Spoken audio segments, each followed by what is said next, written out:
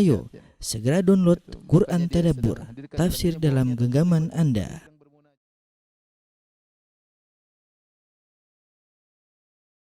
Bismillahirrahmanirrahim. Assalamualaikum warahmatullahi wabarakatuh.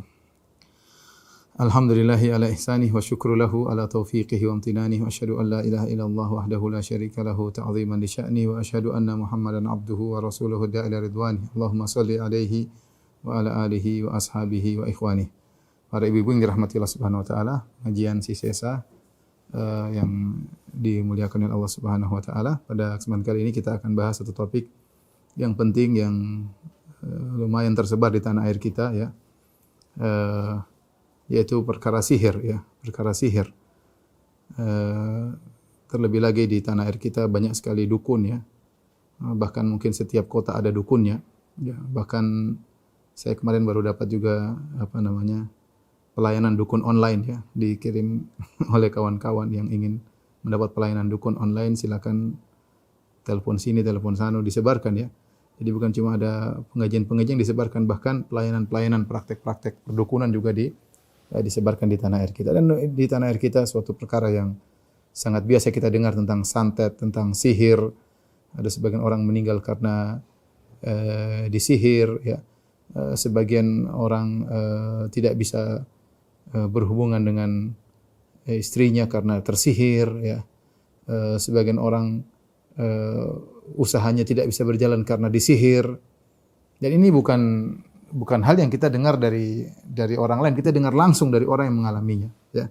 Saya dengar langsung dari orang yang mengalaminya, ya. Seperti ada kawan saya dulu, bagaimana dia setelah menikah dia tidak bisa berhubungan dengan istrinya. Dan itu adalah salah satu bentuk sihir. Ar-rabat, kalau dalam bahasa Arab ar-rabat itu dia tidak mampu untuk menggauli istrinya, ya, sudah berusaha tidak mampu menggauli. Kenapa? Istrinya disihir atau dia yang disihir, sehingga tidak bisa berhubungan dengan istrinya. Bayangkan bertahun-tahun akhirnya cerai.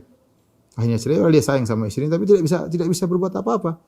Tersihir, ya. Bisa jadi ada yang hasad kepada dia, atau ada yang cinta kepada istrinya, tidak meraih istrinya sehingga dia menyihir sang wanita, ya. Ini terjadi. Kemudian ada kawan saya juga misalnya di suatu kota buka warung, ya. Subhanallah, buka warung. Dia cerita langsung kepada saya, buka warung, ya. Warung tersebut, ya, selalu diganggu. Baru masak nasi di rice cooker dibuka langsung basi. Langsung basi. Kemudian mulailah pekerja-pekerjanya kerasukan ini, kerasukan anu, ya. Orang kalau lewat depan warungnya tidak kelihatan warungnya, seakan-akan selalu tertutup. Subhanallah, di tanah air kita masih banyak yang seperti itu. Kemarin saya pergi ke suatu kota juga, kita makan di beberapa warung, selalu ada raja-raja. Ada raja, ya, ada raja di warung tersebut, dipasang raja, ya. Masih ada pesugihan-pesugihan, ya. Ini semua berkaitan dengan sihir dan pernak-perniknya, ya. Sihir dan pernak-perniknya. Sampai akhirnya sebagian kawan harus merelakan tidak melanjutkan usahanya. Kenapa diganggu terus? Dia ingin bertahan. Datang kemudian ada pegawainya yang kerasukan, akhirnya dia baca Quran supaya sembuh. Tapi sampai kapan dia begitu? Letih dan capek, ya.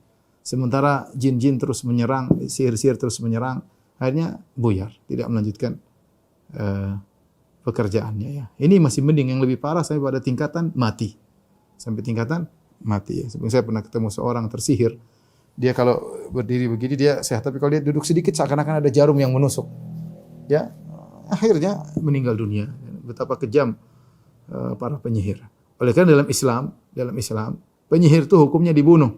Ya, haddus sahir darbatun bis-saif. Ya, bahwasanya hukum had bagi penyihir dipenggal kepalanya, ya. Dan itu dipraktikkan oleh para sahabat, dipraktikkan oleh Umar bin Khattab radhiyallahu taala anhu. Kemudian Jundub bin Abdullah juga membunuh seorang penyihir, kemudian Hafsah, ya. Dan yang lain. Jadi ada sekitar 6 para sahabat berfatwa bahwasanya penyihir harus dibunuh. Kenapa? Karena kemudaratan yang ditimbulkan oleh mereka bukan hanya membunuh orang, bahkan merusak rumah tangga, merusak kebahagiaan. Saya pernah satu hari ngisi pengajian di Masjid Nabawi, terus ada seorang datang, orangnya gemuk, berkacamata. Dia cerita, "Ustaz, bagaimana ini Ustaz? Saya di rumah dituduh saya melakukan sihir." Kenapa? Ada saudaranya yang barangnya kehilangan barangnya di kamar. Akhirnya mereka pergi ke dukun. Ya, mereka pergi ke dukun, dukunnya mengatakan yang mengambil barangmu adalah seorang yang gemuk berkacamata. Sehingga terus apa saya dituduh sama keluarga saya bilang lapor polisi aja. Jadi sampai gitu merusak hubungan rumah tangga, merusak hubungan kekerabatan ya. Sampai terjadi bunuh-bunuhan ya. Sampai saya ketemu orang juga, seorang datang kepada saya, Ustadz, istri saya disantet oleh adiknya. Saya bilang disantet adiknya? Iya, adiknya santet. Perempuan hasad. Kenapa hasad kepada istri saya? Lo kasih tahu itu sihir. Lah adik istri saya tahu itu sihir, Ustaz. Dia lulusan pondok. Dia tahu ini sihir. Terus kenapa dia lakukan? Ya karena saking hasadnya. Karena dia menemukan ada sarana untuk melampiaskan kemarahan ya.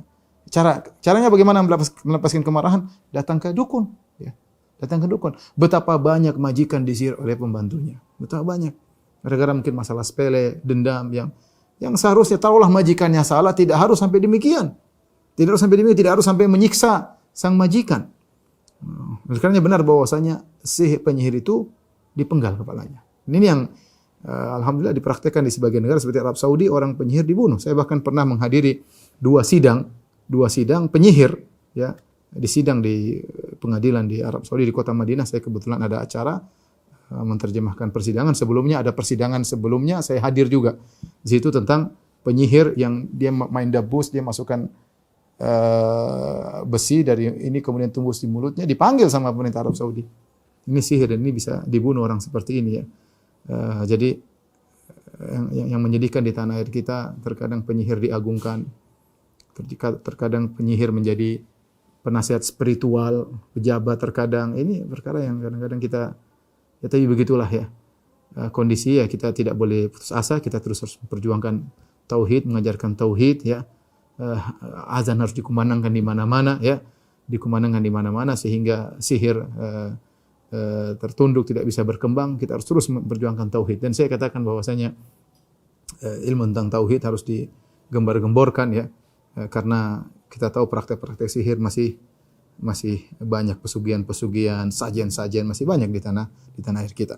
Sihir merupakan dosa besar ya. Rasulullah SAW pernah bersabda, ijtanibu sab'a al-mubiqat, ya, jauhilah 7 perkara yang membinasakan.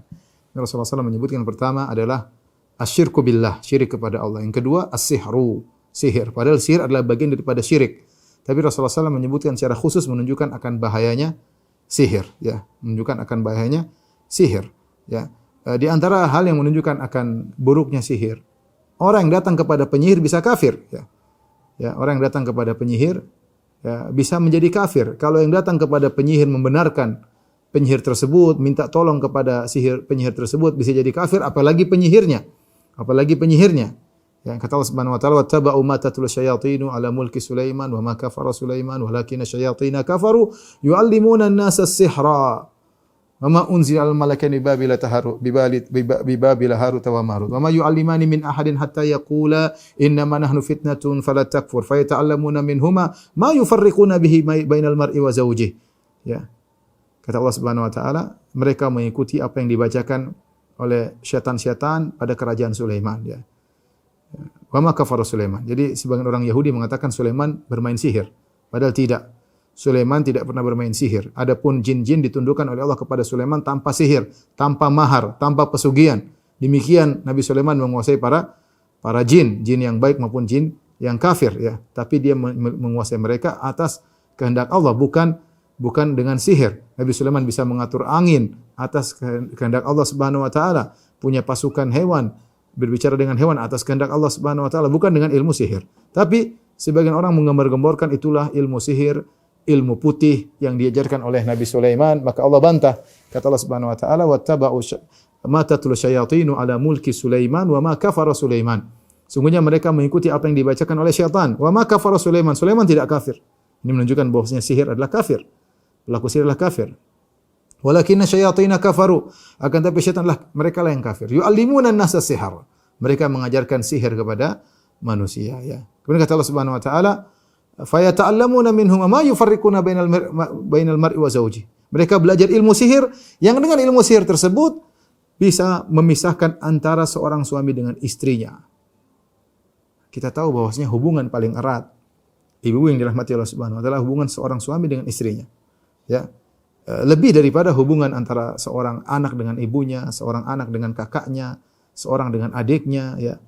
seorang dengan kerabatnya. Hubungan paling erat seorang suami dengan istri. Kenapa? Suami istri dekat. Mereka tidur bareng, berhubungan biologis, kemudian rahasia-rahasia pun saling mengetahui. Seorang tidak sedemikian terbuka dengan ibunya, tidak sedemikian terbuka dengan kakak dan adiknya, tapi dia akan terbuka dengan pasangan hidupnya. Sehingga hubungan sangat erat, tapi ternyata sihir mampu memisahkan antara seorang laki dengan istrinya. Baru saja beberapa hari yang lalu saya ketemu dengan ikhwan, ya. Tiba-tiba istrinya berubah. Datang pada saya, Ustaz, saya mau ketemu. Saya ngobrol, ada masalah gitu, atau istrinya tidak suka dengan dia, atau istrinya mulai ada masalah, mulai kontak dengan laki-laki lain, punya WA dengan laki-laki lain. Ternyata ujung-ujungnya ternyata ada disihir, harus diruqyah. Subhanallah. Bagaimana sihir bisa merusak hubungan rumah tangga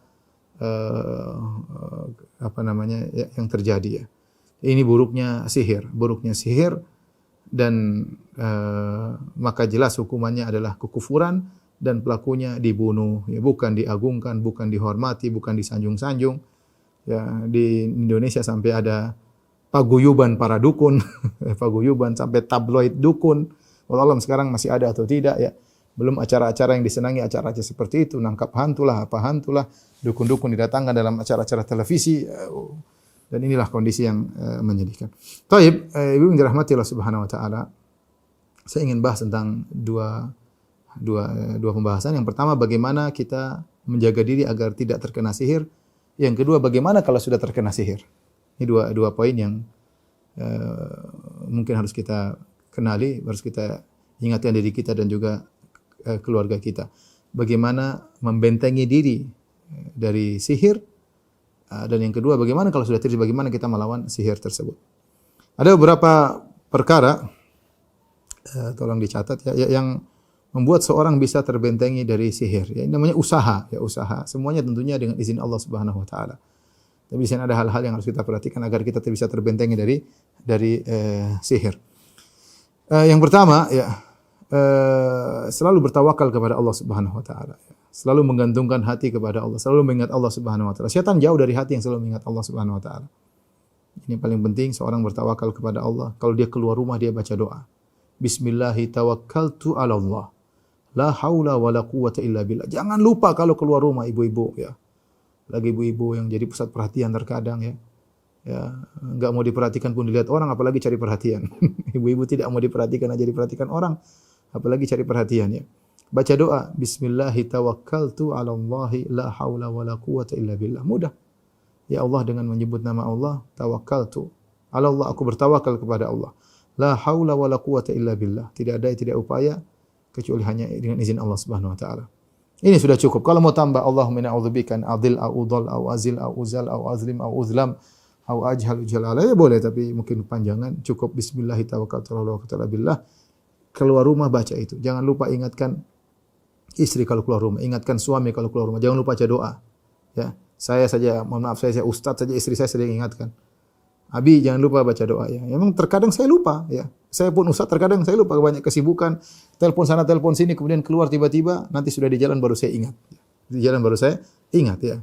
Makanya saling mengingatkan ya. Bukan berarti kalau kita ingatkan berarti merendahkan, tidak jadi masalah. Suami ingatkan istri, istri ingatkan suami ya, agar kita tidak tahu di luar ya. Mungkin setan tidak bisa masuk di rumah kita karena rumah kita banyak baca pengajian, banyak baca Quran, tapi di luar mungkin kita enggak tahu terkena serangan, gangguan jin, gangguan syaitan. Maka jangan lupa keluar rumah bismillahi tawakkaltu 'ala Allah la haula wala quwwata illa billah. Gantungkan hati selalu kepada Allah Subhanahu wa taala. Yang kedua, di antara cara untuk senantiasa bertawakal kepada Allah, sering berdoa. Apa-apa berdoa, minimal bismillah. Kita apa-apa minimal bismillah ya. Doa masuk pasar ada doanya, masuk masjid, keluar masjid. Doa mau makan ya, doa habis makan ya, doa masuk WC, keluar WC, baca ya. Sering berzikir. Sela-sela itu kita berzikir. Dengan zikir apapun. Astagfirullah, astagfirullah, subhanallah, alhamdulillah, wa la ilaha illallah, Allahu akbar. Ya, kalau hati kita senantiasa dipenuhi dengan mengingat Allah, maka setan akan menjauh. Setan akan menjauh, itu otomatis ya. Itu akan otomatis karena setan menjauh dari hati yang dipenuhi dengan ayat-ayat Allah Subhanahu wa taala ya. Nah, jadi masalah sekarang ibu-ibu, lisan kita sangat malas untuk berzikir, sementara tangan kita begitu lincah untuk bermain medsos ya. Itu jadi masalah ya. Mata kita terfokus tertuju melihat hal-hal yang mungkin dilarang oleh Allah Subhanahu wa taala. Telinga kita siap untuk mendengar berbagai macam ghibah dan namimah. Mulut kita siap untuk berkomentar terhadap hal yang tidak bermanfaat. Hati kita terjauhkan dari mengingat Allah Subhanahu wa taala. Ya, baca Al-Qur'an begitu malas, baru 1 halaman, 2 halaman tiba-tiba ngantuk, menyerang. Ya, berbagai macam alasan. Baca 1 halaman, baru 1 halaman tahu-tahu telepon WhatsApp berdering sehingga kita akhirnya menutup Al-Qur'an, kita ngangkat telepon, kita tidak balik lagi kepada Al-Qur'an. Ini tuh terjadi. Kita bicara jujur saja ya. Ya, maka hanya Allah yang bisa menjaga kita ya. Kita jauh dari Allah Subhanahu wa taala, jauh dari mengingat Allah Subhanahu wa taala. Maka kita berusaha memperbaiki diri kita dengan banyak mengingat Allah. Jangan lupa banyak baca Al-Qur'an, beristighfar, bertasbih. Semua macam-macam zikir itu menguatkan hati kita agar terhindar dari serangan syaitan. Kemudian yang sangat penting di antaranya jauhi maksiat, jauhi maksiat. Beberapa kasus saya zaman dulu waktu saya masih pondok, kita tanya orang yang terkena kemasukan jin, dia terkena kemasukan jin di antaranya ketika sedang bersyahwat tinggi, ya, bersyahwat tinggi mungkin melihat yang haram, mudah diserang jin. Jadi orang biasanya terlalu sedih, hatinya lagi kosong, jin mudah masuk, sihir mudah mengena. Atau dia sedang syahwat tinggi yang haram, ya, melihat sesuatu yang haram atau menonton sesuatu yang haram, ya, atau dia di puncak kemarahan, tidak bisa mengontrol dirinya, maka setan mudah masuk ke dalam dirinya. Maka seorang menghindari dari itu semua. Terutama seruling syaitan, jauhi. Itu musik-musik ya. Jangan suka mendengar musik-musik. Jangan suka mendengar musik-musik ya. Karena hal itu memudahkan syaitan untuk datang masuk ke dalam diri kita dan mudah terkena serangan sihir ya. Kemudian di antaranya ya, baca surat Al-Baqarah di rumah. Baca surat Al-Baqarah di rumah. Surat Al-Baqarah adalah surat yang spesial dari sekian 30 juz di Al-Qur'an. Semua surat secara umum bermanfaat. Secara umum semua surat bermanfaat ya. Untuk wiqayah, untuk perlindungan preventif ya, secara umum. Tetapi ada surat yang khusus yang Allah khususkan untuk di rumah, yaitu surat Al-Baqarah. Al-baitil ladzi inna syaitana yanfiru minal baitil ladzi tuqra'u fi suratul Baqarah. Nabi mengatakan, sungguhnya syaitan lari dari rumah yang dibacakan surat Al-Baqarah. Nabi tidak menyebutkan surat-surat yang lain. Berarti surat ini spesial. Kita baca surat Al-Baqarah berulang-ulang, pahalanya banyak meskipun tidak ada syaitan yang datang. Pahalanya banyak. Makanya kata Nabi SAW, Iqra'u surat Al-Baqarah wa Ali Imran. Iqra'u Zahrawain. Bacalah 2 surat. Rasulullah itu surat Al-Baqarah, surat Ali Imran. Fa innahuma ya'tiyani yaumal qiyamah ka'annahuma ghamamatan. Sungguhnya 2 surat ini akan datang pada hari kiamat seperti 2 awan yang menaungi seorang pada hari kiamat, terutama tatkala di padang mahsyar di bawah terik matahari yang sangat panas. Maka di antara 2 surat yang dianjurkan surat Al-Baqarah dan surat Al-Imran. Di antara yang spesial untuk membentengi rumah adalah surat Al-Baqarah. Dan ini saya anjurkan preventif sebelum diserang. Kalau sudah diserang agak repot. Kalau sihir sudah masuk agak repot. Terkadang baca surat Al-Baqarah setengah mati. Tapi sebelum ada sihir yang menyerang, kita nggak tahu orang hasad sama kita. Apalagi yang suka main medsos, ada yang tidak suka. Kadang tidak usah jauh-jauh, terkadang kerabat sendiri yang tidak suka. Maka seorang baca surat Al-Baqarah. Ya, surat Al-Baqarah. Kalau bisa selesai bagus, kalau enggak dicicil tidak jadi masalah. Yang penting ada baca surat Al-Baqarah. Maka Nabi SAW mengatakan, fa inna akhdhaha barakah. Membaca surat Al-Baqarah itu keberkahan. Ingin rumah penuh berkah, baca surat Al-Baqarah. Ya, rumah berkah banyak, bikin pengajian berkah, baca surat Al-Baqarah berkah. Ya, intinya kita bikin setan tidak betah tinggal di rumah. Ya. Salat malam di rumah berkah. Salat sunnah di rumah juga berkah. Ini di antara hal-hal yang mendatang keberkahan di rumah ya. Yang menghilangkan keberkahan misalnya musik-musikan di rumah, drama Korea diputar di rumah, anak-anak nonton yang tidak di YouTube di rumah. Ini menghilangkan keberkahan di rumah. Menghilangkan keberkahan di rumah. Patung-patung ada di rumah ya. Gambar-gambar makhluk hidup ada di rumah. Ini contoh. Tapi intinya berusaha baca surat Al-Baqarah Kata Nabi SAW, fa inna akhdhaha barakah, karena baca Al-Qur'an surah Al-Baqarah itu keberkahan bagi rumah. Wa tarkaha hasrah, dan meninggalkan baca surah Al-Baqarah adalah penyesalan. Wa la tastati'uha al-batalah, dan para penyihir tidak mampu menghadapinya. Ini perhatikan. Para penyihir tidak mampu menghadapinya. Dia yakin ini sabda Nabi SAW hadis sahih riwayat Muslim. Wa la tastati'uha al-batalah, para penyihir tidak mampu menghadapi surat Al-Baqarah. Jangankan penyihir, setannya kabur. Fa inna syaitana yanfiru minal baiti alladhi tuqra'u fi surat Al-Baqarah. Setan lari dari rumah yang dibacakan surat Al-Baqarah. Ini preventif sangat penting. Dan halnya kalau sudah kena, saya tadi ingat, sudah kena repot. Karena kita sudah baca surat Al-Baqarah enggak sembuh-sembuh ya. Tapi intinya yang paling utama adalah preventif, kita baca surat Al-Baqarah. Kemudian jangan lupa zikir pagi petang. Zikir pagi petang ya. Zikir pagi petang. Ada kawan saya yang istrinya tersihir, dia bilang, saya lupa, saya zikir pagi petang sama anak-anak saya, dengan istri saya tidak ajak. Akhirnya istrinya, dia bilang terkena sihir. Istrinya tidak diajak zikir pagi petang. Ya masing-masing saling mengingat. Baca sendiri-sendiri, tapi saling mengingatkan. Karena dalam zikir pagi petang banyak kita minta perlindungan kepada Allah Subhanahu wa taala. Ya. Banyak dalam zikir pagi petang kita minta dilindungi oleh Allah Subhanahu wa taala. Di antaranya kita baca al-muawwidzatain. Nanti kita baca surat Qul a'udzu birabbil falaq 3 kali, Qul a'udzu birabbin nas 3 kali, Qul huwallahu ahad 3 kali. Dan ini adalah pelindung bagi kita. Kalau kita baca di pagi hari dijaga sampai sore, dibaca sore hari sampai dijaga sampai pagi hari. Belum kita baca ayatul kursi. Ini namanya hisn al-mani', yaitu benteng yang kokoh yang susah ditembusi oleh syaitan. Ya. Jangan kita lalai, kita baca. Biasakan diri. Meskipun enggak ada syaitan, kita baca. Dapat pahala. Itu zikir yang dilakukan oleh Nabi sallallahu alaihi wasallam, zikir pagi petang. Duduk, sekarang ada buku kecil, ada aplikasi, baca, tinggal baca. 10 menit selesai insyaallah. Kalau sudah terbiasa lancar. Ya, mungkin habis itu kita tambah dengan zikir-zikir yang lain ya.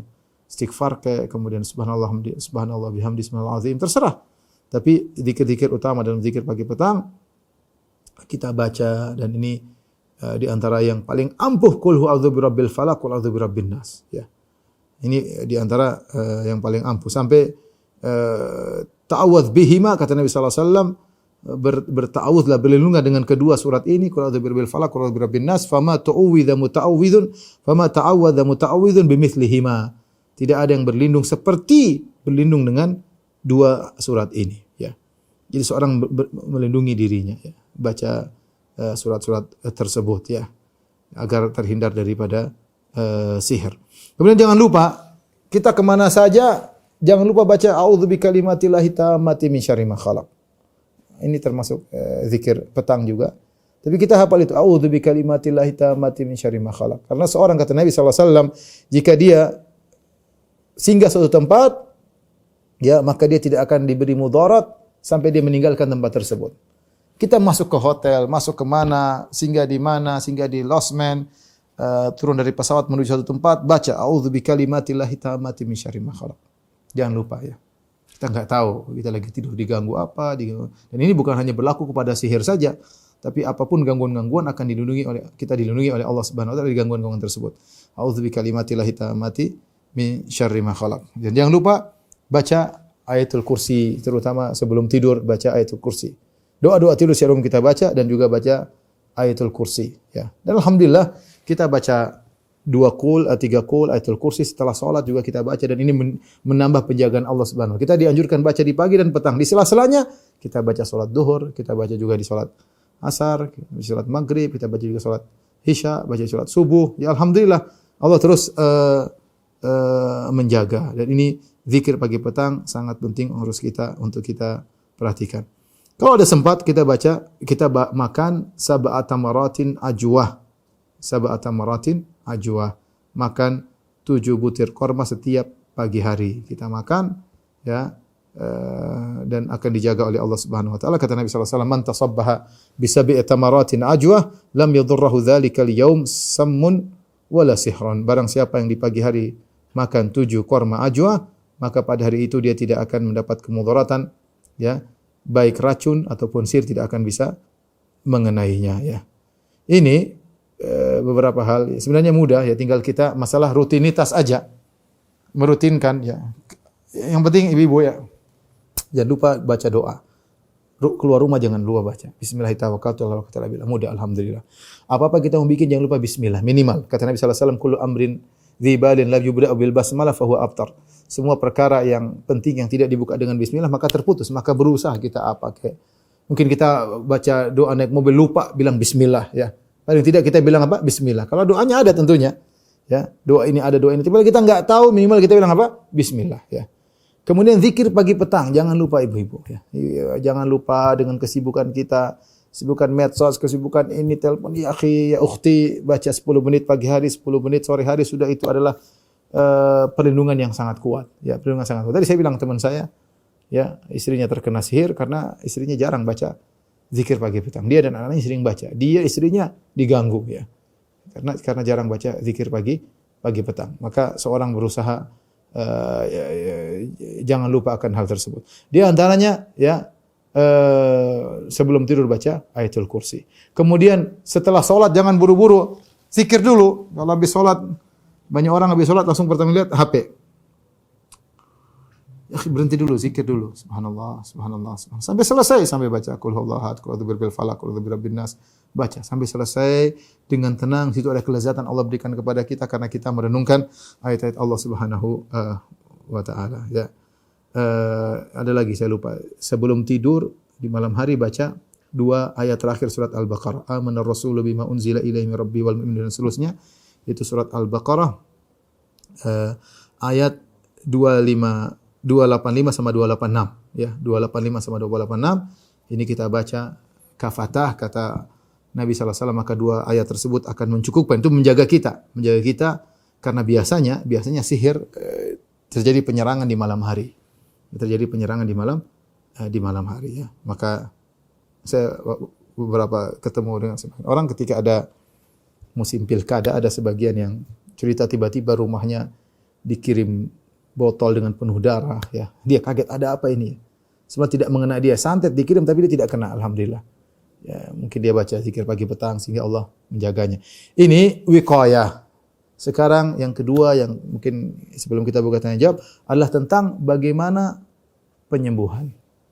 Bagaimana penyembuhan jika seorang sudah terkena sihir ya. Yang perlu kita ingat bahwasanya sihir adalah penyakit dan ada obatnya ya. Makanya Nabi SAW bersabda, "Ma anzalallahu da'an illa anzalalahu syifaan." Tidak Allah menurunkan penyakit kecuali Allah turunkan juga obatnya. Alimahu man alimahu, yang tahu maka tahu, wa jahilahu man jahilah. Yang tidak tahu maka tidak tahu ya. Yang tidak tahu maka tidak tahu ya. Likulli da'in dawa'un. Kata Nabi SAW juga setiap penyakit ada obatnya.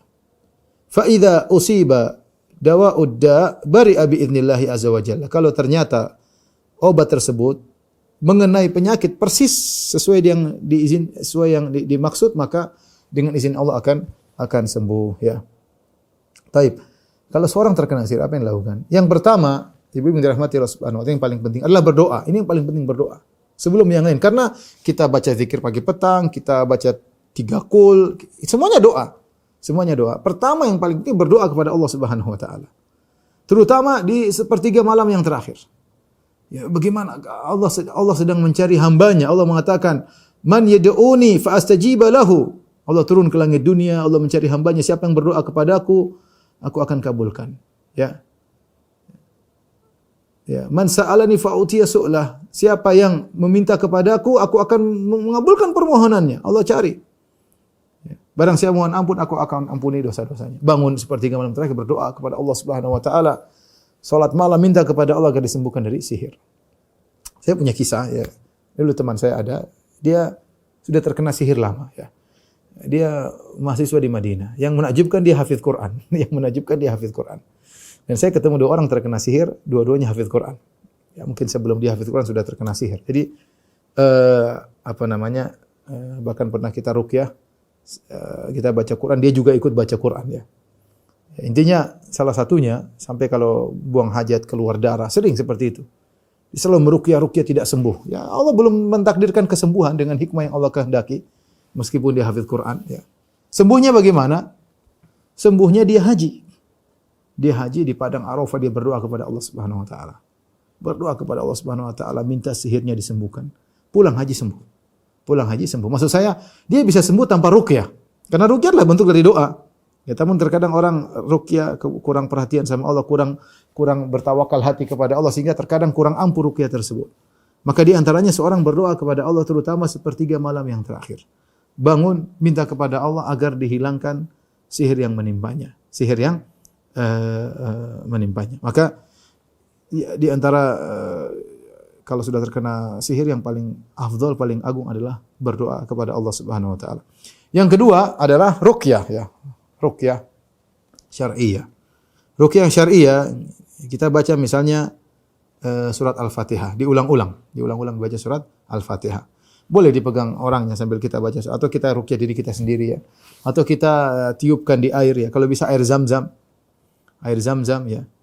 Air Zam-Zam apa namanya? Ma'u Zam-Zam lima syuribalahu, air Zam-Zam tergantung niat untuk apa minum air tersebut. Kalau untuk kesembuhan sihir insyaallah bermanfaat.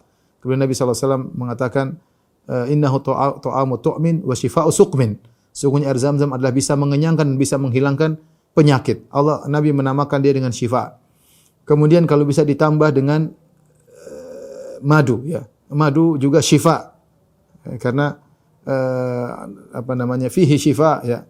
Kata Allah Subhanahu wa taala tentang madu bahwasanya itu ada obat kesembuhan ya. Obat kesembuhan. Kemudian diruqyah ya, ruqyah. Kalau air biasa juga tidak jadi masalah, tapi ruqyah. Ruqyah dengan kita baca Al-Fatihah 3 kali misalnya. Sambil kita ludahkan ya di air tersebut ya. Bismillahirrahmanirrahim. Alhamdulillahirabbil alamin. Arrahmanirrahim. Gitu kita ludahkan. Ya. Maliki yaumiddin atau terakhir baru kita tiupkan ada air liur sedikit yang masuk namanya tafal, yaitu di antara cara meruqyah. Kemudian kita baca qul huwallahu ahad ya 3 kali, qul a'udzu birabbil falaq, qul a'udzu birabbin nas sambil kita bertawakal kepada Allah Subhanahu wa taala. Nah, kalau saudara kita yang sakit, kalau kita yang sakit suruh dia bertawakal bahwa ini cuma adalah usaha. Yang menyembuhkan hanya Allah Subhanahu wa taala. Tapi kita berusaha dengan sunnah-sunnah yang diajarkan oleh Nabi sallallahu alaihi wasallam. Baca 3 qul ya sambil kita tiupkan ya. Kemudian baca surat Al-Baqarah ya. Jadi ruqyah bisa langsung kita pegang ya. Kalau akhwat kita enggak usah pegang, kita baca suruh dia mendengar saja, suruh dia simak atau sambil kita baca kita juga sambil meruqyah air ya. Nanti kita suruh dia minum ya. Ini di antaranya ya. Syekh bin Baz rahimahullahu taala berdasarkan praktek para salaf membolehkan dengan menggunakan sidr. Kalau ada daun sidr 7 lembar kemudian ditumbuk di antara 2 batu, dihancurkan, kemudian dicampur dengan dalam air yang tadi kita bacakan. Dicampurkan dengan air yang kita bacakan disuruh minum ya. Boleh juga dimandikan tapi disuruh minum juga boleh ya. Demikian juga minyak zaitun. Minyak zaitun boleh kita ruqyah kemudian kita oleskan ke seluruh tubuh ya. Ini juga dipraktikkan oleh sebagian kawan-kawan ya, teman-teman saya dari Libya pernah cerita mereka pernah meruqyah. Kata dia Firanda saya pernah meruqyah orang sampai 3 hari enggak berhenti. Jadi gantian, yang ruqyah gantian. Jadi kasih minyak semuanya, tutup biar jinnya enggak bisa keluar sampai akhirnya kebakar semuanya, baru 2 hari atau 3 hari baru kemudian sembuh alhamdulillah. Karena orang ini enggak sembuh-sembuh, mereka ruqyah ganti-gantian. Mungkin berhenti, mungkin cuma buat makan, terus ruqyah lagi, ruqyah terus sampai akhirnya sembuh. Ini di antaranya. Kemudian tadi baca Al-Qur'an secara umum dibaca, tapi secara khusus surat Al-Baqarah. Secara khusus surat Al-Baqarah. Kemudian ya,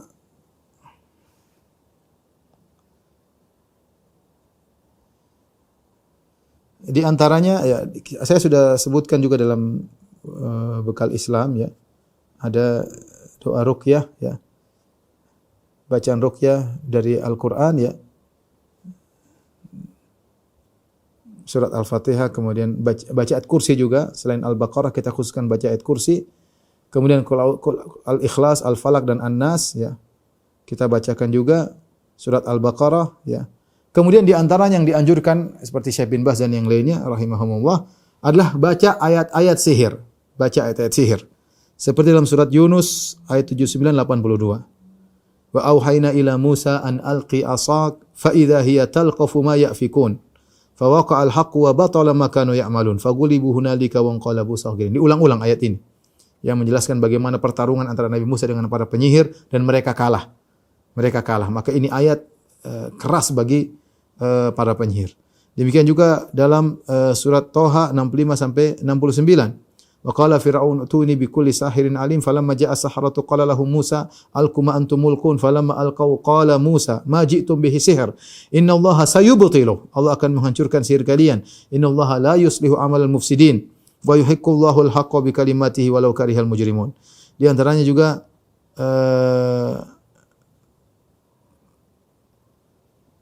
dalam ayat yang lain ya, qalu ya Musa imma an tulqiya wa imma an ini yang surah Toha ya. Qalu ya Musa imma an tulqi wa imma an nakuna awwala man alqa. Qala bal alqu fa idza hibaluhum wa isiyum yukhayyalu ilayhi min sihrihim annaha tas'a fa awjasa fi nafsi khifatan Musa qulna la takhaf innaka antal a'la wa alqi ma fi yaminika talqaf ma sana'u inna ma sana'u kaidu sahir wa la yuflihu sahiru haitsu ata. Ini di antara dalam surat Toha ya. Ini di antara ayat-ayat sihir. Saya ulangi surat Al-A'raf 117 sampai 119, kemudian surat Yunus 79 sampai 82, kemudian surat Toha 65 sampai 69. Ini antara ayat-ayat yang menjelaskan bercerita tentang bagaimana para penyihir kalah dalam berduel mereka melawan Nabi Musa, dan ini keras bagi para penyihir. Dengan baca surat-surat ini yang disebut dengan ruqyah. Jadi saya ulangi. Al-Fatihah, qul huwallahu ahad, qul a'udzu birabbil falaq, qul a'udzu birabbin nas, ayat kursi, surat Al-Baqarah sama ayat-ayat sihir. Udah, ini dibaca diulang-ulang. Secara umum Al-Quran semua boleh dibaca, tapi ini ayat-ayat spesial yang dianjurkan oleh para ulama karena terbukti ampuh untuk melawan sihir. Tetapi sebagaimana perkataan Ibnu Qayyim rahimahullahu taala, pengaruh kekuatan ruqyah kembali kepada peruqyah dan kembali kepada orang yang diruqyah. Kembali kepada peruqyah dan orang yang diruqyah. Maka sebelum kita meruqyah, kalau orang itu masih sadar, nasihati.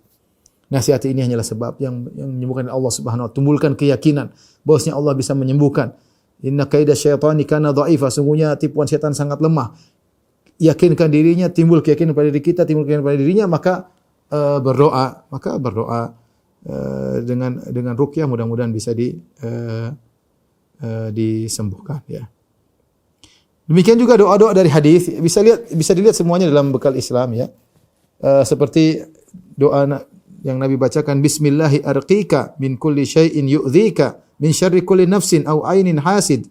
Allah yashfika bismillahi arqik. Ya. Kemudian juga Allahumma rabban nasi adhibil ba'sa ishfihi anta syafi la shifaa illa shifaa'uk shifaan la yughadiru saqama. Ya Allah, penguasa manusia, hilangkan penyakit, sembuhkanlah. Engkau adalah penyembuh. Tidak ada kesembuhan kecuali dari sembuhanmu. Kesembuhan yang menghilangkan seluruh penyakit. Seperti juga bismillah a'udzubillahi wa qudratihi min syarri ma ajidu wa uhadhir. Bismillah dibaca 3 kali, kemudian a'udzubillahi wa qudratihi min syarri ma ajidu wa uhadhir, dengan menempelkan di lokasi yang merasa sakit ya, 7 kali. A'udzu bikalimatillahi tammati min syarri ma a'udzu bikalimatillahi tamma min kulli syaitanin wa hamma wa min kulli ainin lama. Ini di antara ruqyah-ruqyah yang bisa dilakukan ya. Kemudian hindari cara-cara ruqyah yang aneh-aneh, kesembuhan dari Allah Subhanahu wa taala. Di antara ruqyah yang aneh-aneh misalnya memanggil jin untuk melakukan general check up ya. Sebagian orang manggil jin. Jin tolong cek ada apa di situ. Enggak usah lah. Kita enggak usah gitu-gitu. Kemudian ketika kita meruqyah atau kita diruqyah, tidak usah terlalu banyak bicara sama jin. Tugas kita menasihati, kalau dia berbicara nasihati, kemudian baca. Minta kesembuhan kepada Allah Subhanahu wa taala dan meyakini bahwasanya ruqyah ini semuanya hanyalah sebab ya. Terkadang berhasil, terkadang tidak berhasil. Sebagaimana kita tahu obat juga sebab. Terkadang orang diobati dengan obat-obat kimia atau herbal sembuh, terkadang tidak sembuh. Tetapi kita berusaha ya. Kalau Allah ternyata mentakdirkan seorang tidak sembuh dari sihir yang dikenainya, mudah-mudahan itu termasuk penggugur dosa-dosanya dan mengangkat derajat di sisi Allah Subhanahu wa taala. Ya, kalau penyakit biasa saja bisa menggugurkan dosa-dosa, mengangkat derajat, apalagi sihir yang terkadang sangat menyakitkan, menghilangkan kebahagiaan orang, maka kalau dia bersabar, niscaya dia akan mendapatkan ganjaran yang tinggi. Demikian saja para ibu yang dirahmati Allah Subhanahu wa taala, pengajian sisa, jamaah pengajian sisa yang dirahmati Allah Subhanahu wa taala. Insyaallah kita bersua di kesempatan yang lain. Kurang lebihnya saya mohon maaf. Semoga ibu-ibu sekalian dijaga oleh Allah Subhanahu wa taala dari gangguan syaitan, gangguan para penyihir. Demikian juga anak-anak, suami dan semuanya dijaga oleh Allah ya, agar kita mudah beribadah kepada Allah dan bisa berkumpul dengan keluarga di surga kelak. Amin ya rabbal alamin. Subhanakallah bihamdik asyhadu an la ilaha illa anta astaghfiruka wa atubu ilaik. Assalamualaikum warahmatullahi wabarakatuh.